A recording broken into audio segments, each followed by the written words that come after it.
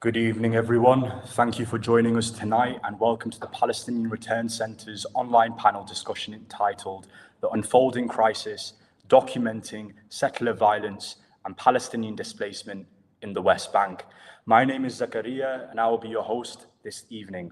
The Palestinian Return Centre is a UK-based organisation dedicated to the rights of Palestinian refugees and the wider Palestinian people, with a special focus on the right of return and international accountability.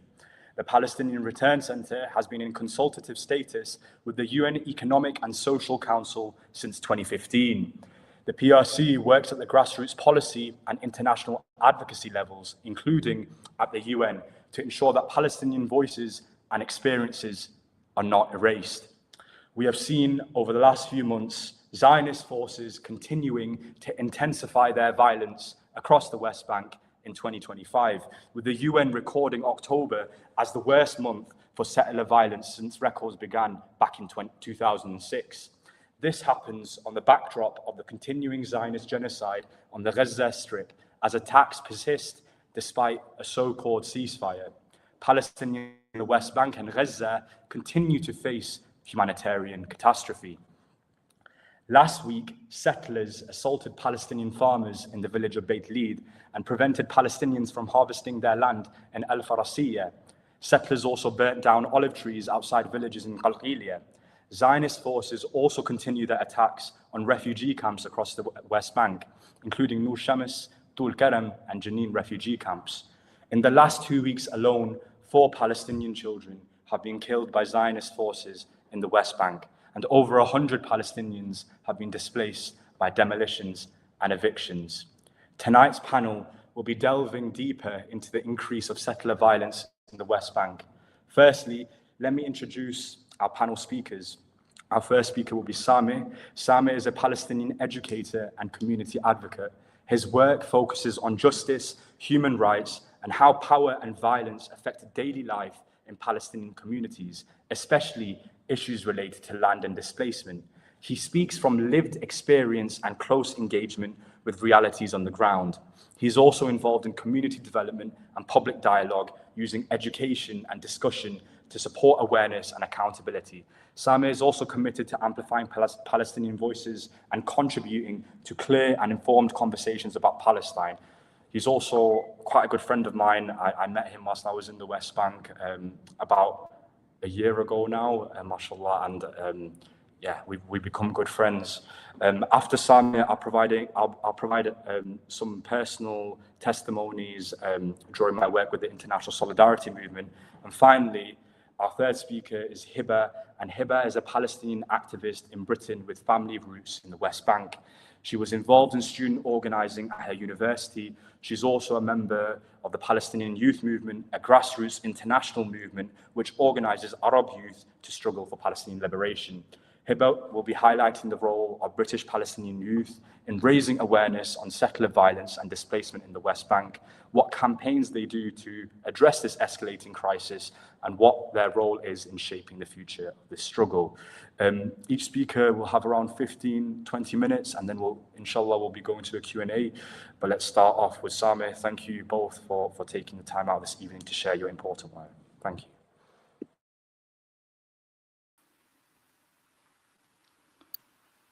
Assalamu alaikum, everyone. Thank you for this opportunity to have me speaking for you.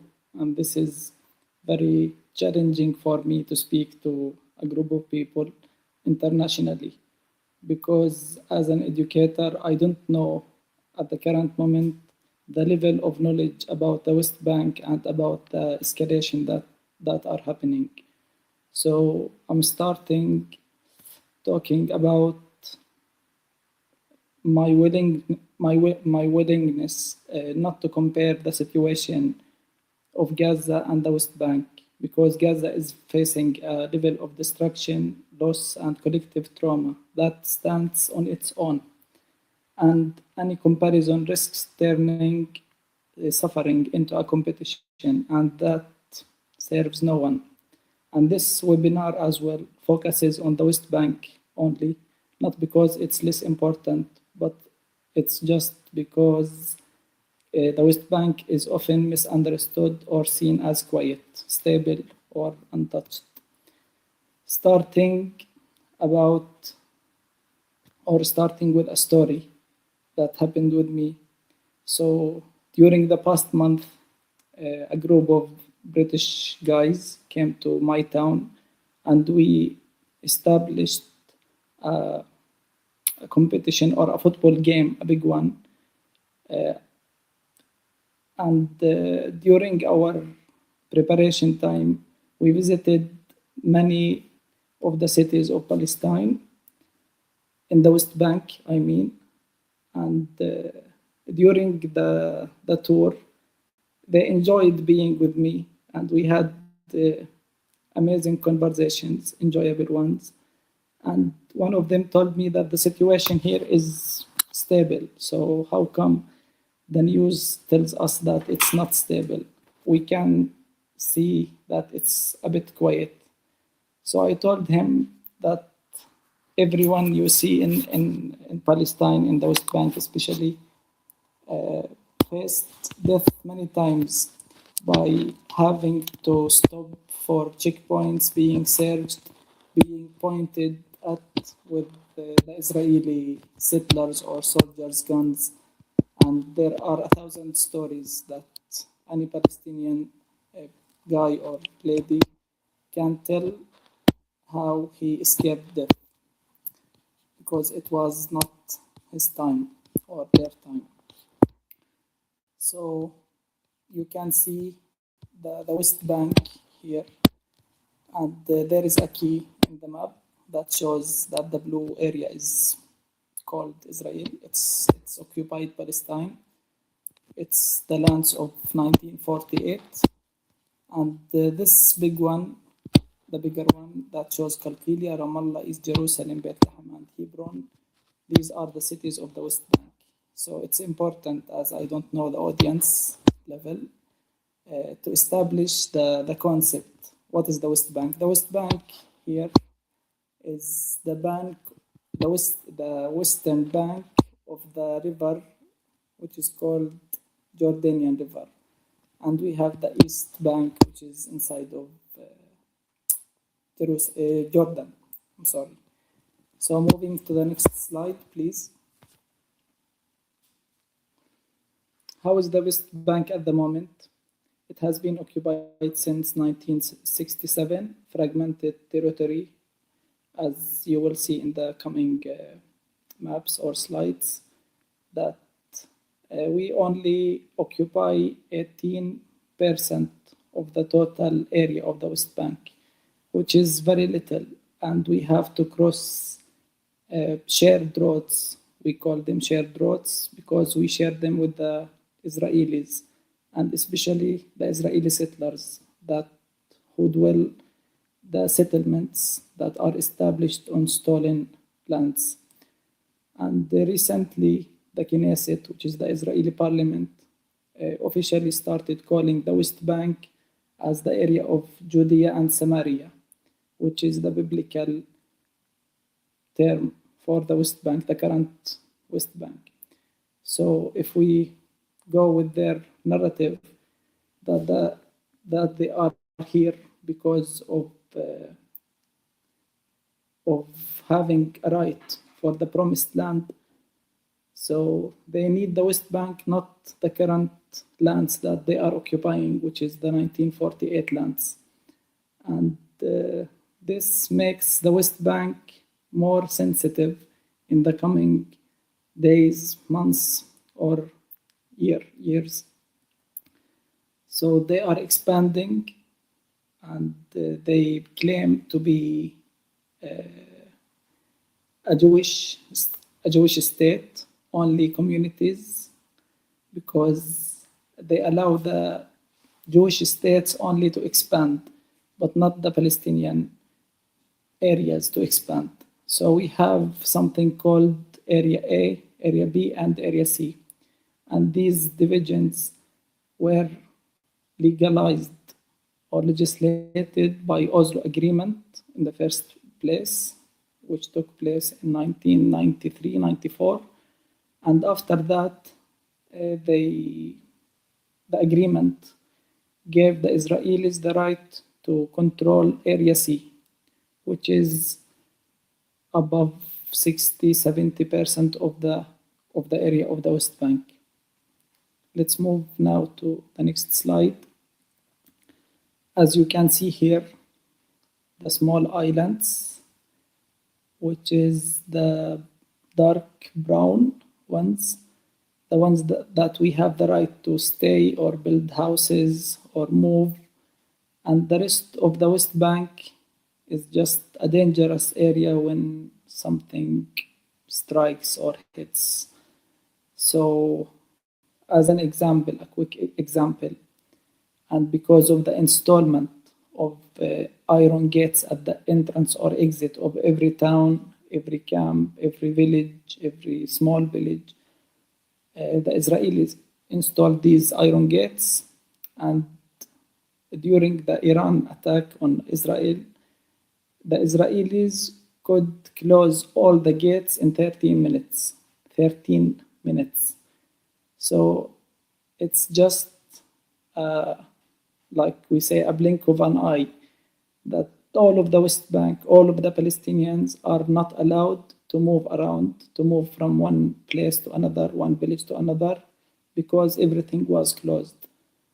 And I and Muhammad experienced one of these closures together once. He needed to move from my area, which is Kabalan, Kusra, to Tulkarim, and we stayed there for about 3-4 hours waiting until we gave up, because the line of cars, the queue of cars, was not moving forward. But we enjoyed our time by lighting fire and enjoying some conversations with the other drivers waiting in the queue. Yes, let's move to the next slide, please. This is also another map of the West Bank that also shows Area A and Area B and Area C. Look how Area C is the majority of the area of the West Bank. And this is all because of Oslo Agreement a long time ago, 20 years, 30 years ago. Why this matters? This is not only about politics, it's about civilians, the Palestinians living under permanent threat, different kinds of threats. So the other day, Israeli settlers entered many towns around the area where I'm living, in south of Nablus, and started burning cars and started invading homes during the night and during the day. And what is the strategy at the moment is that they are focusing on the easier communities to invade or to displace. For example, as you will see in the coming slides, you can move, please. There is a case of Yanun, and a case of Doma, and a case of Mghayir. So Yanun, Doma, and Mghayir, these are names of towns south of Nablus as well. And they are kind of isolated. So they are not connected with other Palestinian towns. So it's easier for the Israelis to siege them and displace them and force them to leave their houses. What are settlements? Also, talking about settlements generally, these are like cities, Israeli cities, full of Israeli soldiers, not soldiers, settlers, I mean.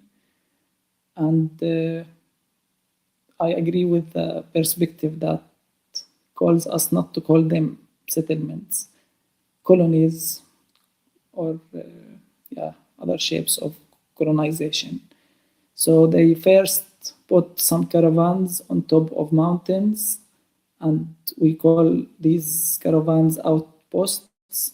And then they start to expand, and then they start making roads, creating roads for the outpost. And after that, it's like the expansion gets more and more until whole mountains are like a taboo to enter. We cannot enter these mountains, and the lands that we own just go because we can't face the Israeli armed settlers. So an example from my experience is that we inherited a piece of land near the outpost and recently a settlement, a colony between Kobalan and Beta. And we used to make about 3 gallons of olive oil from that piece of land that is full of olive trees. And because of the legalization of the establishment of this settlement, we couldn't, for the first time, visit this piece of land, and we couldn't pick our olives. So for the first time ever in my life, we have to buy olive oil as Palestinians, which is very unusual. And the expansion goes first by the Knesset, then they give the Israeli settlers the freedom to do whatever with the total impunity, not to face any punishment. And yes, with the protection of the IOF, the Israeli occupation forces. So sometimes we face the settlers who are wearing the uniform of the Israeli soldiers, and we cannot differentiate between the two.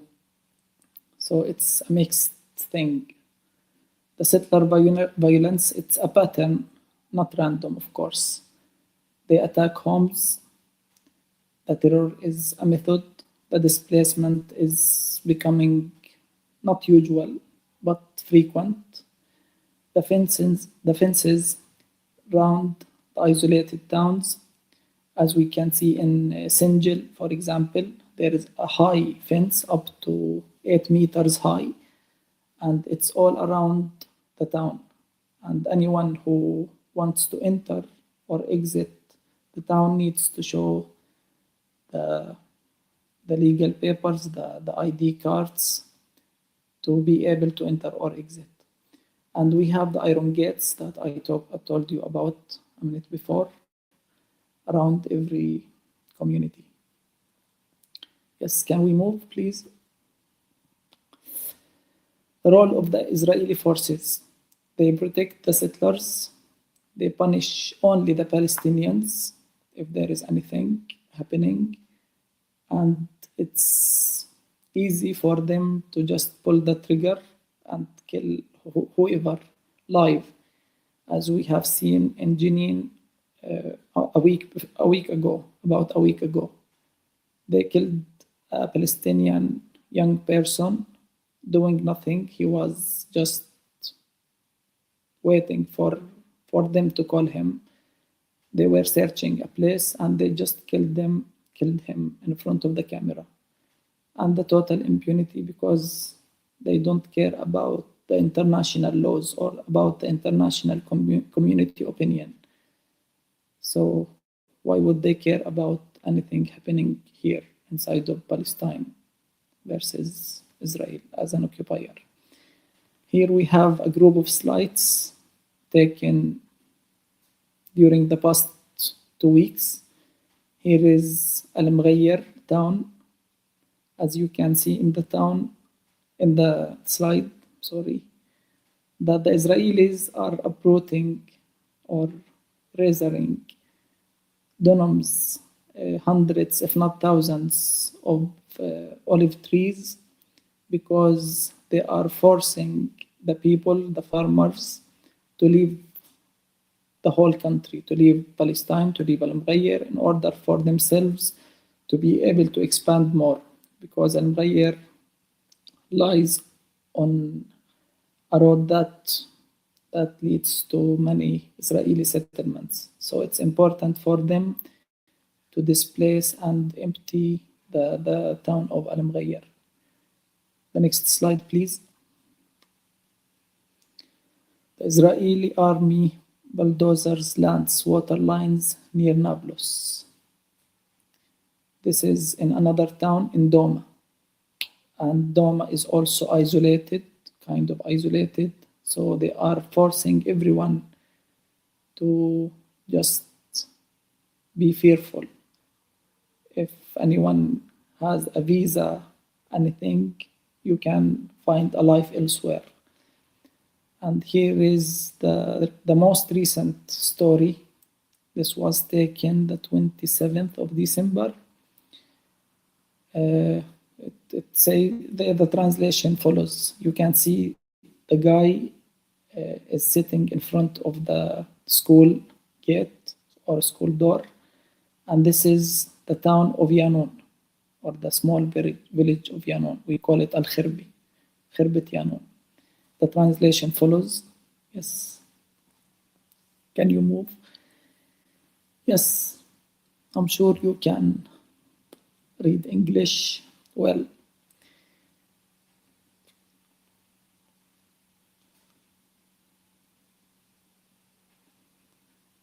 So 90 people had to leave their houses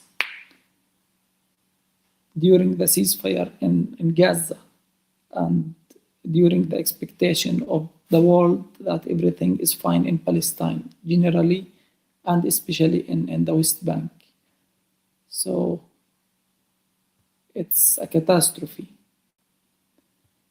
that they had to leave their houses. And months before, they prevented everyone in the little village to plant anything, even in the house garden, in the back garden of their houses.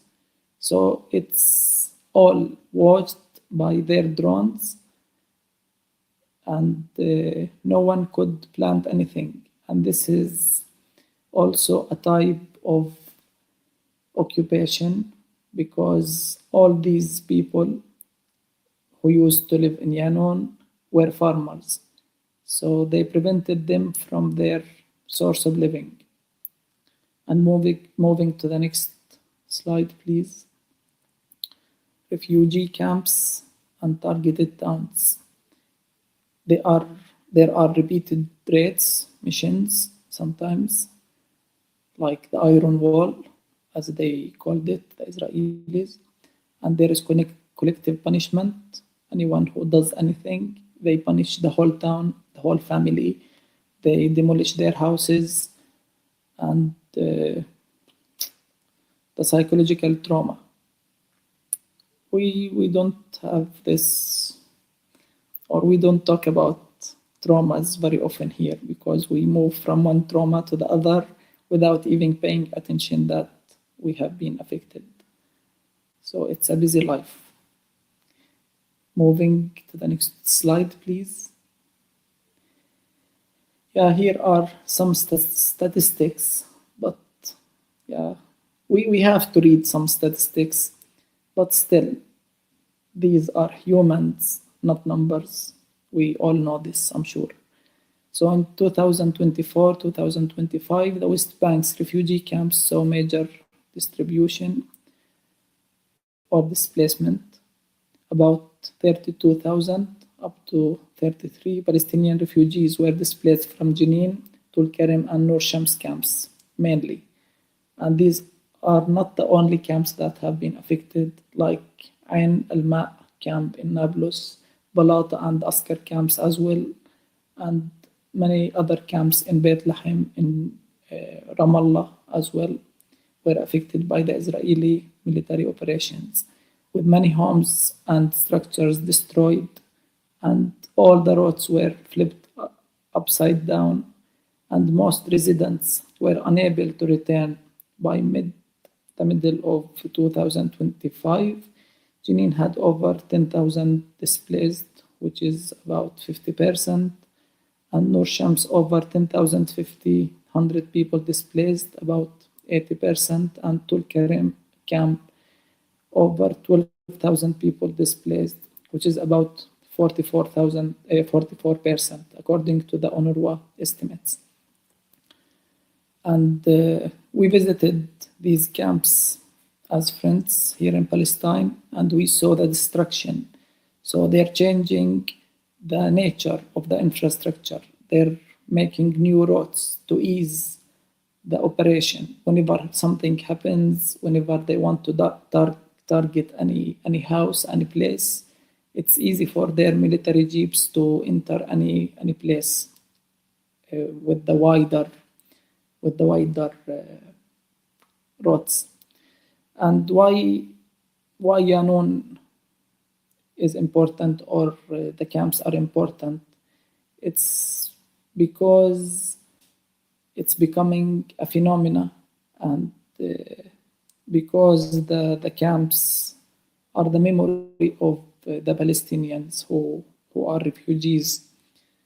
So in 2012, I had a friend, and we had to introduce ourselves by then. So instead, he's from Askar camp near Nablus, and when it was his turn, he said, "I'm from Jaffa." So everyone looked at him. How come you're from Jaffa and you're speaking like Nabulsi dialect? So he said, "I am from Jaffa, but I'm living temporarily in Askar camp." And this is the memory and the name of the center that gathered us here is the Palestinian Return Center, the return of the refugees to their homelands. So the memory of the Palestinians who lost their houses because they were forced to is becoming in danger because of the continuous displacement. So imagine a person living in 1948 and had to leave their house, and then his grandchildren have to leave their houses again from the camp. So the memory is shattered everywhere, and this makes it harder for the newer generation to identify or to introduce themselves as people from Jaffa, not from Askar or not from Nablus itself. And why this matters? Because this is not unique.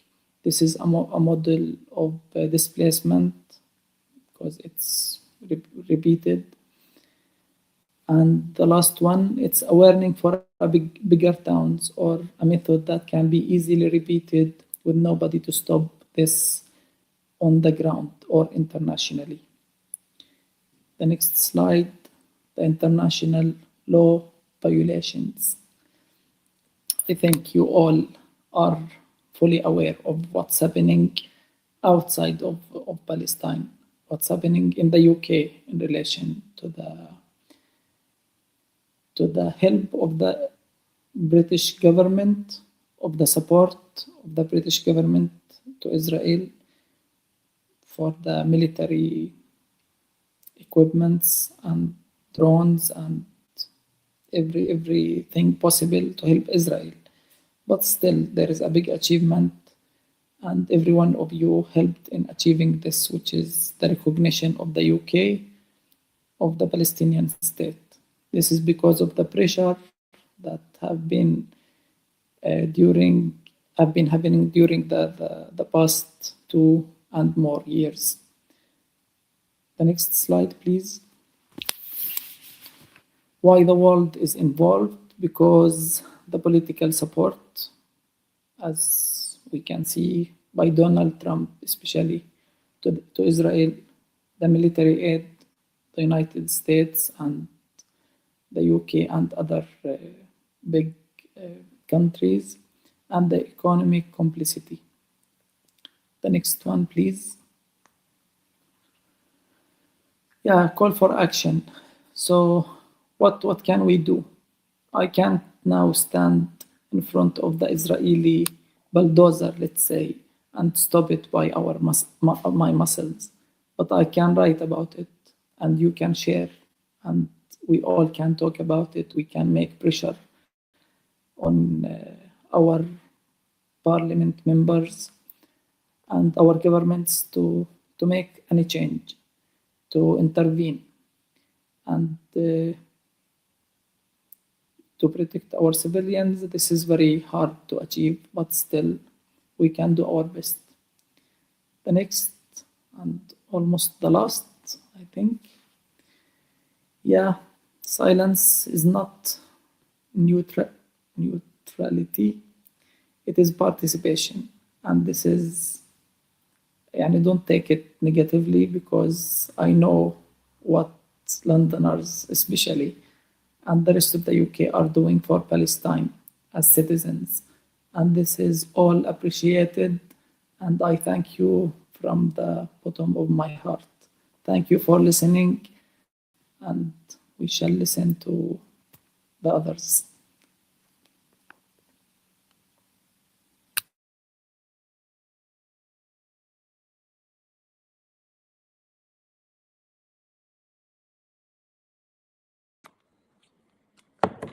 Thank you once again, Sami, for providing that grassroots perspective of what Palestinian communities face in the West Bank. I remember the moment that we shared together when you really kindly tried to take me from Qusra to Duljarem, and how the Iron Gate,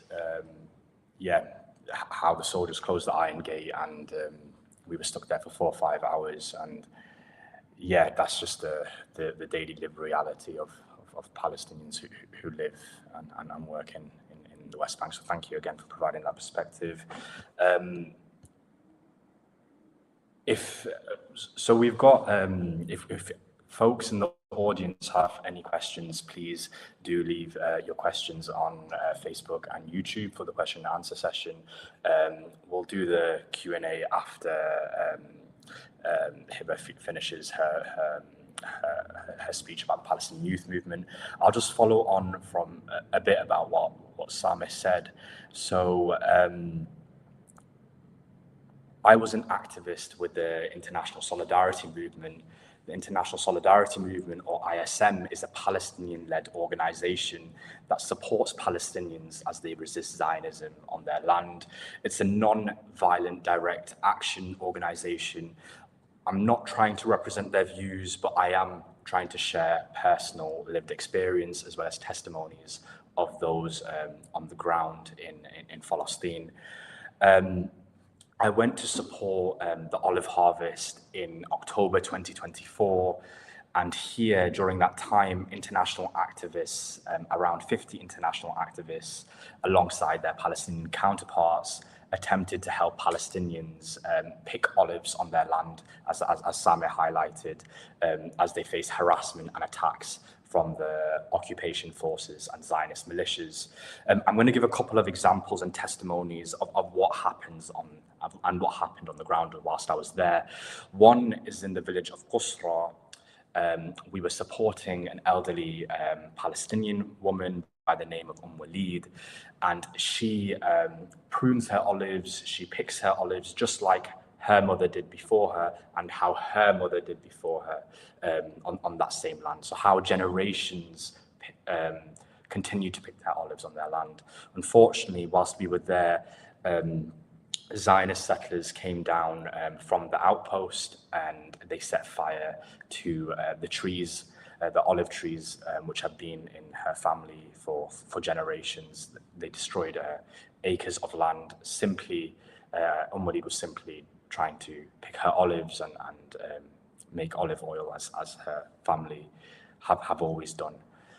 Another example was in a village outside of Ramallah.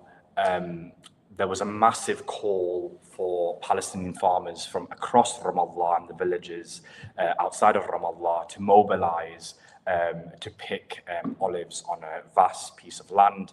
Now, soldiers, what Zionist forces did was that they tried to create a line to block farmers from accessing their land. Alhamdulillah, in that moment, Palestinian farmers broke through the line and were able to harvest their olives for several hours. It was a small victory, but it was an important victory of how Palestinian communities, day in, day out, just for day-to-day lived reality, continue to engage in everyday resistance against the Zionist forces. You know, even accessing land is becoming increasingly precarious. During the later months of our activist work, we supported Palestinians who continued to live in their homes in Tulkarem and Nur Shams Mukhayyim, Tulkarem and Nur Shams refugee camps. Now, Asame also highlighted demolition and eviction orders were given to most families within those refugee camps who have lived there since they were displaced in 1948. And what they do, what the Zionist forces do as they attempt to destroy all these houses, is that they get into a bulldozer called a D9 bulldozer. And this is the most horrific, the most disgusting machine that you'll ever see. It's this massive bulldozer, and it has wired mesh around the cabin which the occupation forces sit in. And it just drives through houses or built up communities and just destroys everything in its path. It also has a digger at the back of the bulldozer as well, and that just destroys the road. On top of the wide mesh where the occupation forces sit is a automatic gun which also targets Palestinians who are passing by, and it's just the most disgusting thing you can ever see, and you'll never forget that moment of seeing this thing right in front of you. Now, I also want to highlight some more kind of work that Palestinian communities do, and I'll give the case study of a village called Beita, which is just outside of Nablus. Now, Beita is a village which after Jum'ah Salah every week, after Friday prayer, residents within the village, they go down this hill and they protest for their rights. They protest against expansion of Zionist colonies in the West Bank. They protest against harassment and attacks by the Zionist forces and by settlers. And they do this every week. And since 2021, around 15 Palestinians, approximately 15 Palestinians have been martyred by Zionist forces who are just attempting to reclaim their rights. And in 2024, a comrade with the ISM movement, Aisha Noor, was also martyred. She was an American-Turkish activist, and she was shot dead by a Zionist soldier who used his rifle to target her and shot her close to the head, and unfortunately she was martyred. But this shows the absolute impunity of the Zionist entity, even when international observers attempt to support accountability of the crimes that the entity commits. Now, the ISM movement is it's recruiting constantly. It needs support, whether that's financial support or whether that's activists supporting the work that they're doing at the moment. And for the viewers on this on this webinar, I encourage you to at least engage in the type of work that the ISM movement does and support it through whatever means is possible for them. Now, I just want to hand it over to Hiba, our final speaker, who will provide a bit more of a perspective of the student movement in the UK and the fantastic and incredibly important work that PYM has been doing for a very long time now. So thank you again, Hiba. Thank you. Thank you so much to the Palestinian Return Centre for inviting me to speak on behalf of the Palestinian youth movement. So as we've heard from the previous two speakers, since the heightened genocide in Gaza, we've seen an intensification of settler attacks across the West Bank. We've seen mass raids, pogroms against villages, and brutal attacks on refugee camps like the Nur Shams camps and the Tulkarem refugee camps. So settler violence in the West Bank, we need to realize, is not isolated and it's not separate from the genocide that we've been seeing happening in Gaza. It's all part of the same system of settler colonial violence, which sustains itself through land theft, through forced displacement, and the fragmentation of Palestinian life. It's the same system that seeks to make daily life unbearable for Palestinians in an attempt to drive them off their lands. In Britain, since October 2023, the student and youth movement has contributed to a wider global movement that's made it socially unacceptable to ignore what's happening in Palestine or to continue to justify it. We've refused to let Palestine be a fringe issue by pushing it to the forefront of discussions in universities, in councils, in unions, and in cultural spaces. This is really significant because Gaza has really mobilized so many people who are enraged by what they were seeing. And our responsibility is to organize this rage and to ensure that it doesn't dissipate, but is transformed into sustained political engagement in people's own institutions and their own communities. A key tool to raising awareness has been to make strong political narrative interventions. So with regards to settler violence and the situation unfolding in the West Bank, a key narrative intervention that we make as the Palestinian Youth Movement is rejecting the framing that treats violent settlers as fringe or extremist deviations from Zionism. We can see this framing pushed, for example, when the Israeli President Isaac Herzog condemned settler attacks in the West Bank in November of 2025. But this is the exact same man who said there were no innocent civilians in Gaza. And we see this framing when the British state sanctions illegal settlers while refusing to suspend arms licenses or to impose meaningful sanctions on Israel for genocide. These selective condemnations are designed to preserve the legitimacy of the settler state as a colonial entity and to present it as reformable, not to protect Palestinians. This framing also suggests that the root of the issue behind settler violence is merely just a few bad actors rather than the settler colonial system as a whole. So our intervention is to expose that the root of the issue is not just the Israeli government, but it's the entire system which normalizes and enables these attacks. Settler violence is not a deviation from this system. It's one of the tools within it, and it's the system functioning exactly as it was designed to. So when Israeli leaders condemn settler attacks while openly dehumanizing Palestinians in Gaza, we need to exploit this contradiction. And when the British state sanctions individual Zionist politicians such as Smotrich and Ben Gvir, but continues to arm the state that protects them, we need to expose this hypocrisy. So as the Palestinian Youth Movement, part of our role has been to intervene in these narratives and to raise the ceiling of our collective consciousness around these issues. But our work extends beyond raising awareness. And this is where I'm going to talk about the importance of building strategic campaigns. One of the clearest examples of a successful strategic campaign is the Palestinian Youth Movement's Mask Off Maersk campaign against Maersk, which is a shipping and logistics company. So this campaign initially began as a campaign against this company's role in shipping arms to the Zionist state of Israel, including F-35 jet components.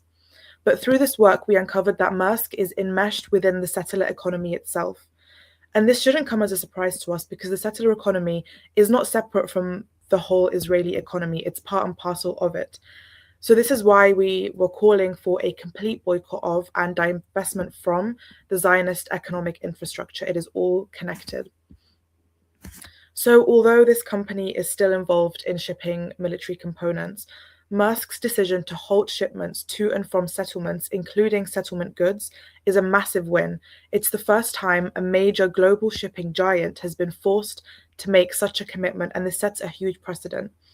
And this represented a major material disruption to the settler economy, and it only became possible because settlements were correctly situated as central to the struggle rather than peripheral to it. And this shows us something really crucial, which is that when we correctly analyze the system of Zionism, the system that we're up against, and how it manifests itself in its many forms on the ground, we can intervene strategically and we can generate real wins. At the same time, it also reflects a familiar attempt, as I've mentioned, to frame settlements as a fringe issue or as the only legitimate site of scrutiny, rather than confronting the Zionist economy as a whole and the settler colonial system that underpins it. And so our work is definitely far from over when it comes to this. Some of our other work has also been with supporting the student movement in building strategic BDS campaigns and raising awareness around universities' investments in companies that arm the Zionist state of Israel, those which contribute to the economy, those which operate on settlements, research investments that universities, or like university ties that British universities have with universities in the Zionist entity. And so building campaigns around these complicit partnerships and investments has been really instrumental in mobilizing and politicizing student bodies at different universities. It connects the horrors that students have been seeing day after day on their phone screens to their immediate contexts, and that's when raising awareness is at its most effective, when it's followed by concrete actions that people can take, whether it's signing a petition or showing up to a general meeting. Social media and alternative news sources have also been key tools in raising awareness, and especially in dismantling Zionist propaganda and narratives. Launching social media campaigns and using this to raise awareness is really important, especially with regards to settler violence in the West Bank, which has been reported on occasionally, but it largely thrives on invisibility. Other things we've been seeing include twinning campaigns between local solidarity groups and towns in the West Bank. So, for example, the Newham and Tower Hamlets Palestine Solidarity Campaign in London have what they call the Jenin Friendship Association, which they established following the siege on the Jenin refugee camp in 2002. And this has been a great way to raise awareness about the conditions in the West Bank through direct friendships with Palestinians on the ground, engaging in cultural exchanges and hosting online interviews to amplify voices directly from Jenin. And we even saw this solidarity translated into action when trade unions and Palestine solidarity groups in Tower Hamlets came together to petition residents to call for the council to divest its pension funds from companies involved in arms manufacturing. This motion was passed at council in January of 2025, and it was a really powerful example of turning this solidarity into direct action. We can't just raise awareness, and we can't truly honor the Palestinian struggle if we're not in some way disrupting business as usual. So as for our role as British Palestinian youth, our role in the struggle as a whole is very much shaped through exile. So living in diaspora or living in exile, it's not something that has come about as a result of chance. It's a deliberate product of imperialism, which has sought to fragment us geographically across borders. And this is also true for Arabs across the region whose homelands have been ravaged by imperialist violence. So as Arab and Palestinian youth in the West, our role is very different from that of our brothers and sisters in Palestine. Here we face Zionism much more subtly and much more indirectly through our institutions, in mainstream media, in our workplaces. So this places us in a critical position to expose Zionism from the imperial core and work towards dismantling it from the inside out. Our responsibility is to confront Zionism wherever it appears, to isolate it politically, and to build structures within our communities that can sustain and strengthen this confrontation. The Palestinian youth movement emerged from the post-Oslo condition, where institutions that historically organized Palestinians abroad in service of our national struggle were systematically dismantled or neutralized, and the right of return was marginalized on an unprecedented level. In response, the Palestinian youth began rebuilding. Our organization's roots go back to the solidarity network that was happening around the world during the Second Intifada. And today we represent an accumulation of all those lessons over the years. Here in London, we started building our chapter after the Unity Intifada of 2021, because we recognized it was what the moment demanded, and that we needed a vehicle that could organize youth with discipline and clarity and strategy. So our responsibility in the diaspora is, if nothing else, to stay true to our principles and to hold memory. At its very simplest, our role in the West is to not betray our cause, our principles, or our people. And through this, we understand that the Arab community in Britain is our primary base of support, not a passive audience, but as an active political base through which we can mobilize and organize and build collective power. We also have a responsibility to, as I mentioned earlier, change and shape narratives around Palestine, to move away from the incomplete lens of apartheid and equal rights, and to insist that our struggle is a fight for liberation and not a humanitarian crisis. We must continue building and campaigning to advance narrative and material wins in line with what Palestinians on the ground are demanding. We have a duty to commit to this struggle, not to just react to atrocities as and when they occur, but to actually build long-lasting structures and campaigns to confront and expose Zionism. Reflecting on how to maintain strategic focus and how to remain hopeful in the face of the unfolding violence that we've been seeing, maintaining strategic focus is achieved by being organized. Organization that allows us to analyze the conditions in our local contexts across Britain as a whole and regionally in and around Palestine, and to set clear objectives accordingly. This is a lesson from the Palestinian revolutionary tradition that organization allows us to accumulate lessons and recalibrate, collectivize our capacity, and project our strength.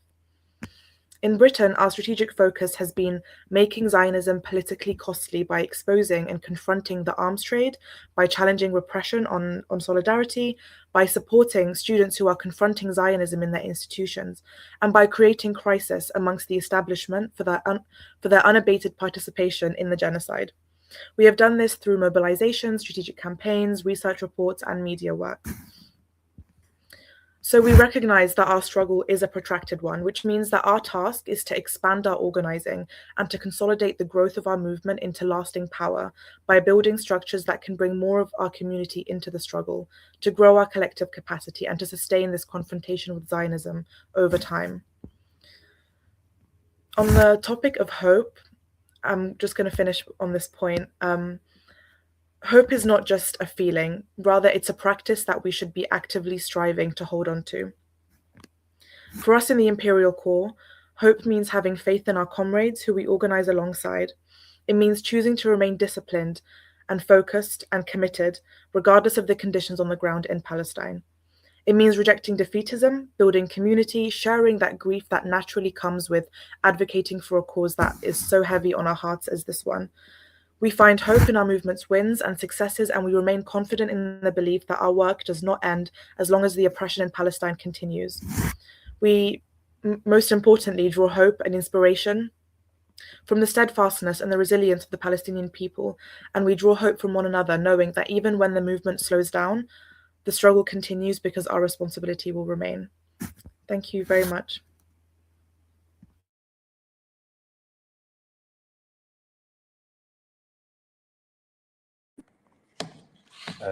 Thank you, Hiba, for providing that really important, perspective of the importance of just concrete action, organizing in all the spaces we occupy, whether that's in our local communities, trade union movements, spaces of employment, workplace, in our institutions, and disrupting the everyday. Thank you. We'll be moving on for a few minutes to questions. I think we have a couple of questions in the comments. I'll say both the questions, and Sami and Hiba, feel free to provide a bit of perspective to each of them. So our first question is, this question is about humanitarian aid, I guess. How does the flow of humanitarian aid into long-affected communities shape their ability to rebuild, and what barriers still prevent that aid from reaching the people who need it most? I guess there's more about the resident context, but also we can see how humanitarian aid is also used in the West Bank. And then our second question is that the UK government condemns settler violence but continues trade and cooperation. How do we move from condemnation to consequence, and what would meaningful consequences look like? I know you already touched a bit about this.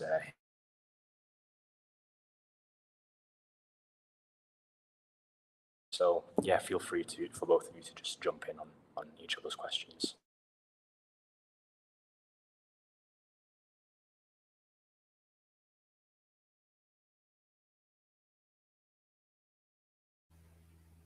I can take the second question.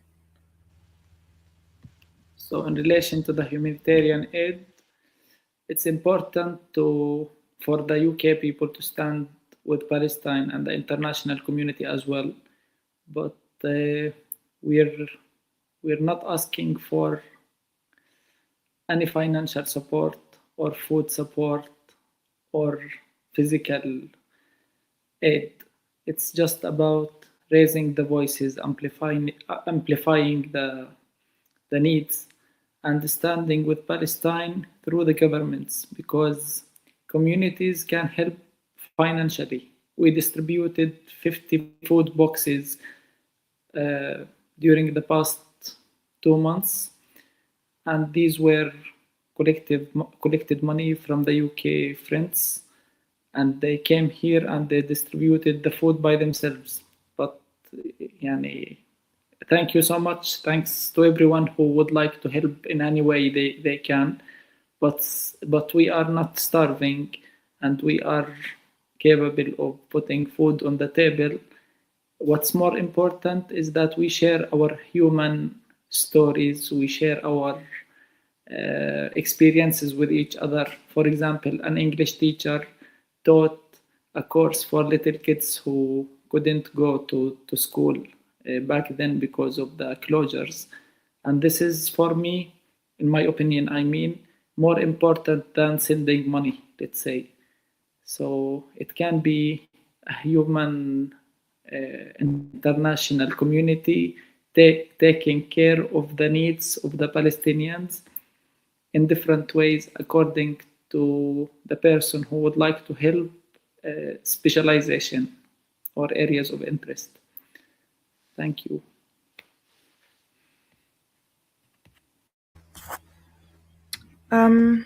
With regards to the second question, I think it's a really important question.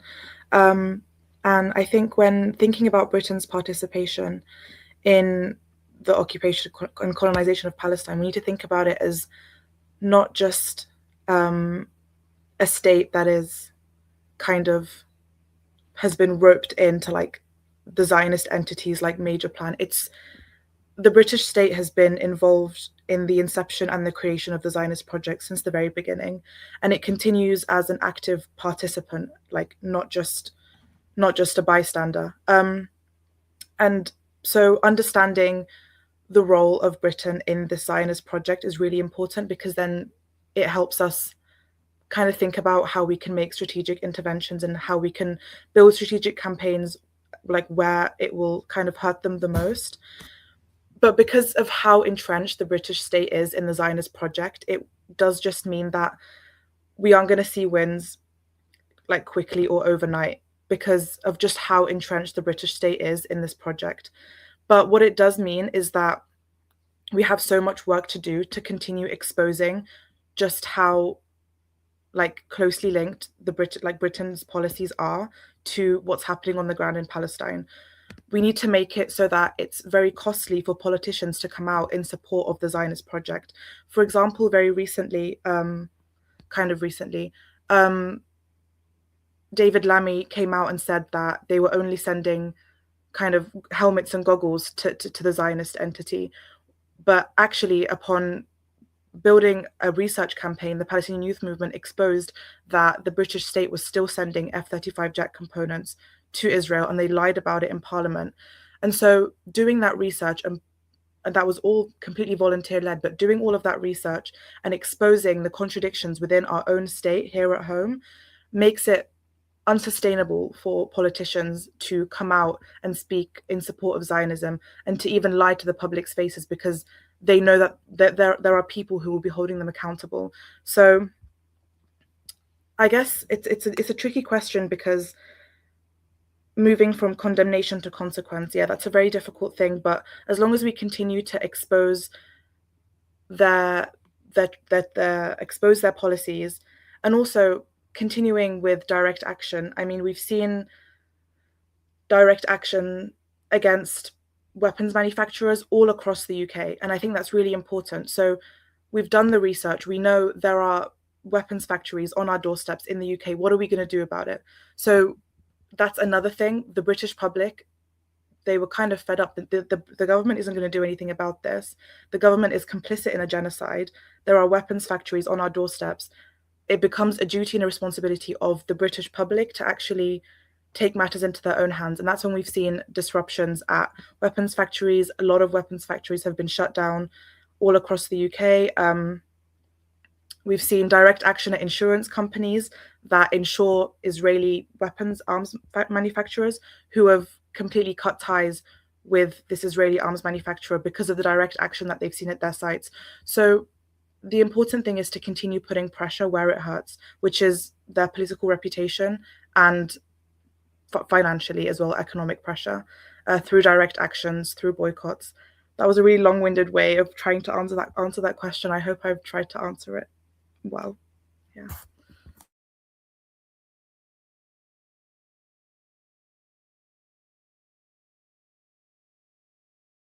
Again, thank you, Sami and Hiba, for both of those perspectives. I remember in 2022, just following on from your perspective, Hiba, how the community in Oldham united to shut down the arms factory in Oldham, and how hundreds of residents continue to apply pressure week in, week out, and the importance of just ongoing continued solidarity with our Palestinian brothers and sisters. I've got one more question which has come through. Find it. So the question is, beyond raising awareness, what is one concrete, actionable demand that international audiences should be making of their governments regarding the specific crisis of settler violence? I also have a couple of more questions as well, which have been submitted.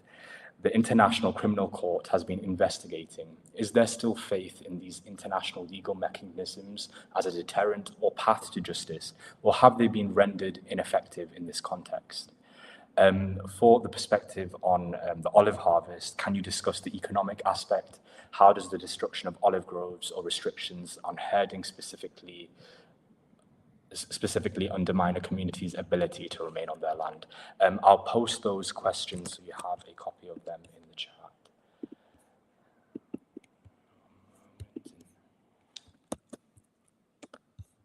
There you go, you should have them now.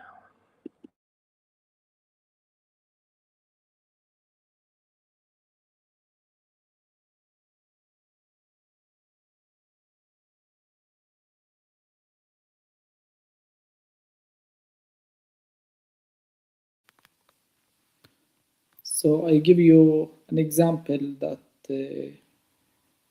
happened last week after the handling of the threats or the displacement orders for Yangon dwellers.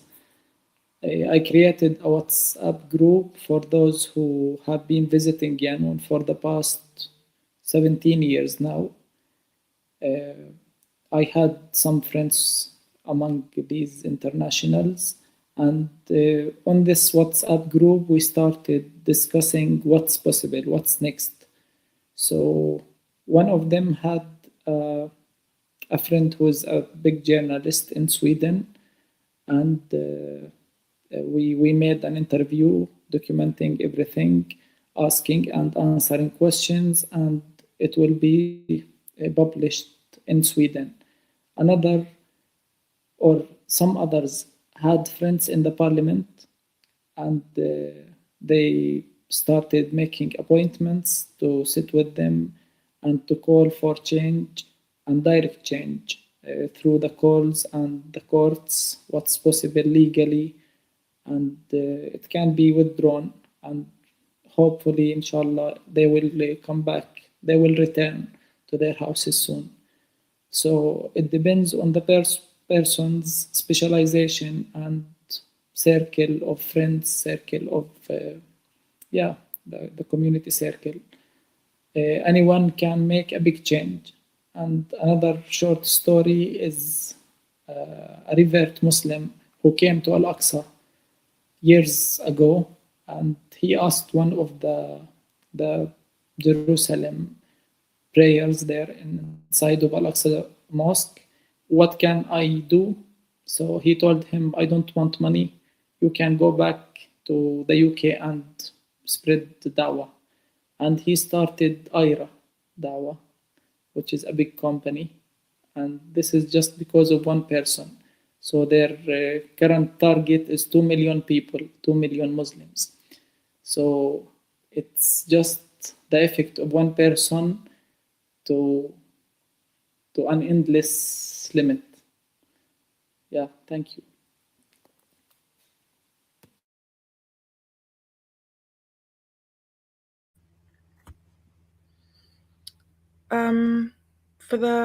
first question, so it was beyond raising awareness, what is one concrete actionable demand that international audiences should be making of their governments regarding the specific crisis of settler violence? I think one of the main things is sanctions. So sanctions on any individuals, any organizations that are contributing to these settler outposts. I think beyond that, on like a personal level, really making sure that you're boycotting any goods that are coming from settlements. Like sometimes it's like products that you won't even think that would have come from a settlement. So just making sure that you're actually checking the label of like produce that you're buying, making sure that it's not coming from a settlement, really, really important.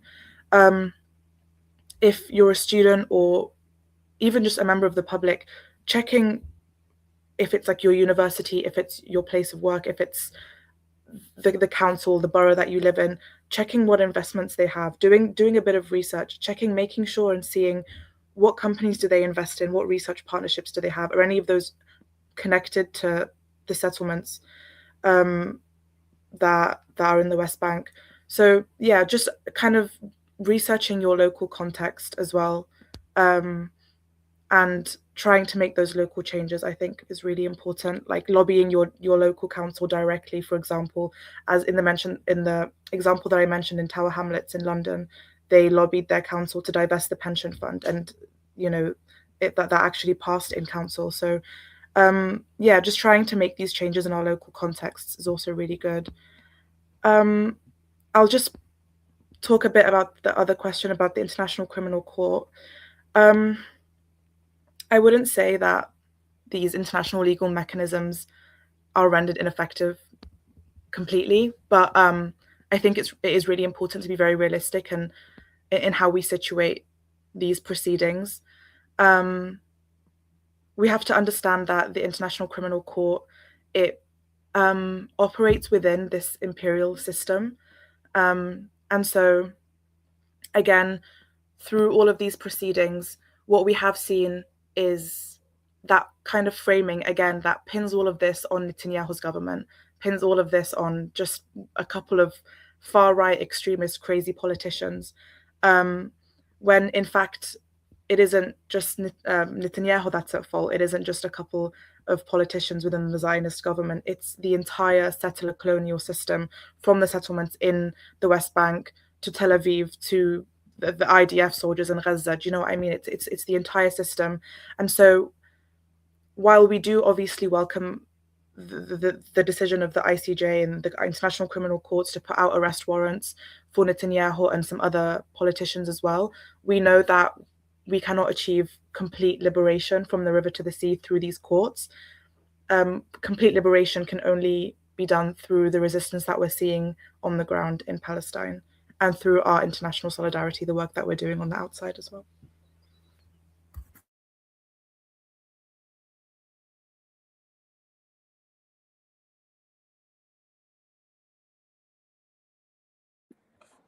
Thank you, Hiba and Sama, again for those perspectives.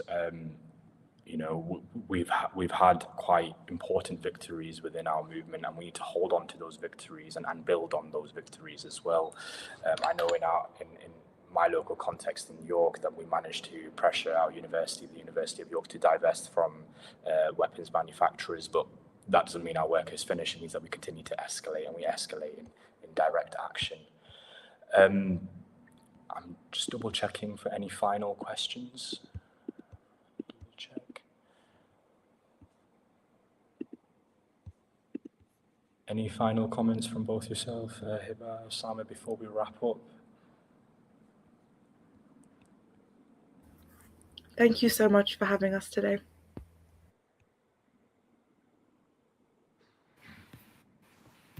It was a pleasure. Thank you so much. And a massive thank you to both Hiba and Sama, who have kindly taken their time out tonight to talk about the important community work that they do, both in the West Bank and here in the UK. It's more important than ever to increase the pressure on our governments, including the British government, to stop arming the Zionist entity and to free the Filton 24 who are prisoners of conscience in British jails. Thank you once again, and thank you to the Palestinian Return Centre for providing this platform tonight. Thank you.